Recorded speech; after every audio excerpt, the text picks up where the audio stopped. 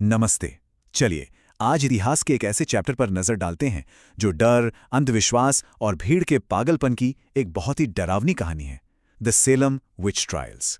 और ये सिर्फ कोई पुरानी कहानी नहीं है, ये एक चेतावनी भी है।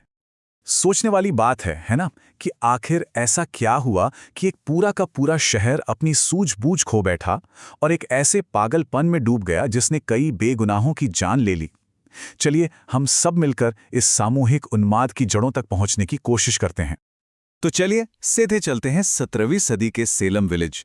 ये एक ऐसी जगह थी जहां लोगों की जिंदगी और धर्म एक दूसरे से पूरी तरह जुड़े हुए थे, और शैतान का खौफ वो उतना ही असली था जितना कि अपनी फसल खराब हो जाने का डर। तो देखिए, माहौल पहले से ही तैयार था। 1641 में ही एक कानून बन चुका था कि जादू टोना करने पर सजाए मौत होगी। अब ऐसे में जब 1692 में दो लड़कियों ने एकदम अजीबोगरीब हरकतें करनी शुरू की, तो ये बिल्कुल सूखी घास में चिंगारी लगने जैसा था। और रही सही कसर तब पूरी हो गई जब एक डॉक्टर ने कह दिया कि ये कोई बीमारी नहीं बल्कि किसी अलौकिक शक्ति का काम है। बस फिर क्या था, डर की आग फैल गई। जरा सोचकर देखिए उस खौफ को जिसने पूरे गांव को अपनी गिरफ्त में ले लिया होगा। लड़कियां अजीब अजीब आवाजें निकाल रही हैं, चीख रही हैं, उनके शरीर अपने आप मुड़ रहे हैं और वो शिकायत कर रही हैं कि कोई अनदेखी ताकत उन्हें नोच रही है, काट रही है। ये किसी आम बीमारी जैसा तो बिल्कुल नहीं था। लोगों के लिए ये इस बात का पक्का सबूत था कि शैतान उनके बीच आ चुका है। और फिर जो होना था वही हुआ। जो बातें पहले दबी जुबान में हो रही थीं, वो अब खुलेआम इल्जामों में बदल गईं। डर इतना बढ़ गया कि उसने कानून को भी अपनी चपेट में ले लिया, और देखते ही देखते लोगों के नाम पर वारंट जारी होने लगे। सबसे पहले निशाने पर आई 3 औरतें, और तीनों की कहानी बिल्कुल अलग अलग मोड़ लेती है। सारा गुड और सारा ऑसबॉर्न, जो समाज में पहले से ही अकेली पड़ चुकी थीं, वो आखिर तक कहती रहीं कि वो बेगुनाह हैं। लेकिन टिटुबा, जो पेरिस परिवार में एक गुलाम थी, उसने एक ऐसा कदम उठाया जिसने सब कुछ बदल कर रख दिया। और बस यही वो पल था जब लोगों का डर हकीकत में बदल गया। टिटुबा ने कबूल कर लिया। सबके दिमाग में जो सबसे बुरा डर था वो सच साबित हो गया। शैतान अब सिर्फ कहानियों में नहीं था, वो उनके बीच था, और अब तो उनके पास एक जीती जागती गवाह भी थी। लेकिन बात यहीं खत्म नहीं हुई। टिटुबा ने कहा कि वो अकेली नहीं है, और भी हैं। इस एक बयान ने कुछ लड़कियों पर हुए हमले की घटना को पूरे समुदाय के खिलाफ एक शैतानी साजिश में बदल दिया। अब ये कोई छोटी मोटी जांच नहीं थी, ये एक मिशन बन गया था, चुड़ैलों का शिकार। टिटुबा के कबूलनामे के बाद तो जैसे इल्जामों की बाढ़ आ गई, जिसे रोकना नामुमकिन था। एक स्पेशल कोर्ट बनाई गई और सेलम का ये पागलपन अब कानून का चोला पहन चुका था। इन मुकदमों का अंजाम सिर्फ एक ही था, फांसी का फंदा। तो हुआ ये कि एक खास अदालत बनाई गई, कोर्ट ऑफ ऑयर एंड टर्मिनर, जिसने इस विच हंट को कानूनी तौर पर सही ठहरा दिया। ब्रिजिट बिशप इसकी पहली शिकार बनी, और उनकी फांसी ने यह साफ कर दिया कि आगे कितनी भयानक तबाही आने वाली है। अब अगर लोगों को ये लग रहा था कि वो पढ़े लिखे हैं या समाज में उनकी अच्छी जगह है, इसलिए वो सुरक्षित हैं, तो जॉर्ज बरोज के केस ने इस वहम को तोड़ दिया। हार्वर्ड से पढ़े एक इज्जतदार पादरी पर इल्जाम लगा कि वो इन सब चुड़ैलों का सरगना है। ये एक सीधा संदेश था, अब कोई भी सुरक्षित नहीं है। बरोज के खिलाफ इल्जाम भी बड़े अजीब थे कि वो अदालत में बैठे बैठे लोगों को काट रहे हैं। लेकिन उनकी फांसी के ठीक पहले एक अजीब घटना हुई। उन्होंने लॉर्ड्स प्रेयर बिना एक भी गलती के पूरी पढ़ दी। एक ऐसा काम जो माना जाता था कि कोई चुड़ैल या जादूगर कर ही नहीं सकता।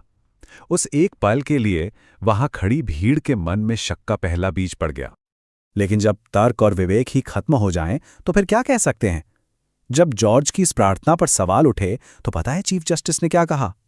उन्होंने कहा कि हो सकता है शैतान ने जॉर्ज को एक अदृश्य होने वाला चोगा दिया हो। मतलब कुछ भी। इस एक दलील ने यह साबित कर दिया कि सेलम से तर्क पूरी तरह से विदा ले चुका था। इस पूरे अन्याय की जड़ में एक बहुत ही अजीब सा कानूनी नियम था, स्पेक्ट्रल एविडेंस।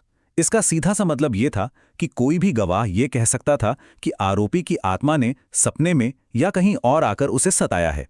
अब सोचिए, कोई कैसे साबित करेगा कि उसकी आत्मा ने कुछ नहीं किया? यह एक ऐसा कानूनी जाल था जिससे बचना लगभग नामुमकिन था। तो जब पागलपन का ये तूफान थमा, तो पीछे क्या बचा? सिर्फ तबाही और बर्बादी का एक खौफनाक मंजर। आइए देखते हैं कि इस पागलपन की असल में क्या कीमत चुकानी पड़ी। पूरे 20 लोग, 20 जिंदगियां फांसी के फंदे पर खत्म हो गईं। आज शायद ये नंबर छोटा लगे, लेकिन उस छोटे से गांव के लिए ये एक बहुत बड़ी त्रासदी थी, जिसने परिवारों को तोड़ दिया और पड़ोसियों को एक दूसरे का दुश्मन बना दिया। और ये गिनती बस यही नहीं रुकती। 13 और लोग थे जो जेल की गंदी अंधेरी कोठरियों में बीमारी और भुखमरी से मर गए। तो कुल मिलाकर ये त्रासदी कहीं ज्यादा बड़ी थी। और इन सब में जो एक बात सबसे ज्यादा हैरान करती है वो ये है कि जिन 20 लोगों को फांसी दी गई, उनमें से एक ने भी अपना गुनाह कबूल नहीं किया। मौत के सामने खड़े होकर भी वो अपनी बेगुनाही पर अड़े रहे। ये उनके हौसले की और उस भयानक अन्याय की कहानी कहता है जो उनके साथ हुआ। तो ये जो लोग थे, इनमें से 14 महिलाएं थीं और 6 पुरुष। हाँ, ये सच है कि महिलाएं ज्यादातर निशाने पर थीं, लेकिन ये पागलपन किसी एक जेंडर तक सीमित नहीं था। डर और शक ने पूरे के पूरे समुदाय को अपनी चपेट में ले लिया था। सदियों बाद भी सवाल तो अब भी वही है, आखिर ऐसा हुआ क्यों? आज भी हिस्टोरियंस और स्कॉलर्स इस सामूहिक पागलपन को समझाने के लिए अलग-अलग थ्योरीज देते हैं। तो इसके पीछे आमतौर पर 4 वजह बताई जाती हैं। पहली, कोई मेडिकल कारण। दूसरी, आर्थिक तंगी। तीसरी, मास हिस्टीरिया यानी सामूहिक पागलपन। और चौथी, राजनीतिक साजिश। चलिए एक एक करके इन्हें समझते हैं। एक बहुत ही दिलचस्प साइंटिफिक थ्योरी है कन्वल्सिव ऑर्गुटिज्म। ये एक बीमारी है जो राई के अनाज पर लगने वाले एक फंगस से होती है। और कमाल की बात यह है कि इसके लक्षण जैसे मांसपेशियों में ऐंठन, चक्कर आना और अजीब अजीब चीजें दिखना बिल्कुल वैसे ही हैं जैसे उन लड़कियों ने बताए थे। तो क्या यह हो सकता है कि ये सारा कांड बस एक खराब अनाज की वजह से शुरू हुआ हो? अच्छा, अब आते हैं दूसरी थियरीज पर जो सोशल और पॉलिटिकल हैं। एक थियरी कहती है कि उस वक्त मौसम बहुत खराब चल रहा था, फसलें बर्बाद हो रही थीं और आर्थिक तंगी की वजह से लोग एक दूसरे को ही अपनी मुसीबतों का जिम्मेदार ठहराने लगे थे। एक और वजह मास हिस्टीरिया भी हो सकती है, जिसमें डर एक से दूसरे में बीमारी की तरह फैलता है। और हाँ, एक पॉलिटिकल एंगल भी है कि शायद गांव के पादरी रेवरेंड पेरिस ने अपनी घटती ही ताकत को बचाने के लिए इस आग को और हवा दी हो। और आखिर में यही सवाल हमारे सामने आके खड़ा हो जाता है, अगर सेलेम में जो कुछ हुआ वो शैतान का काम नहीं था, बल्कि इंसानी डर, सामाजिक दबाव और ताकत के लालच का नतीजा था, तो फिर हमें खुद से ये पूछना होगा, क्या ऐसा दोबारा हो सकता है? क्योंकि इतिहास गवाह है, जब जब समाज में से तर्क और विवेक खत्म होता है, तो डर और अंधविश्वास जैसे राक्षस पैदा हो जाते हैं। और ये एक ऐसा सबक है जो इसे हमें कभी नहीं भूलना चाहिए।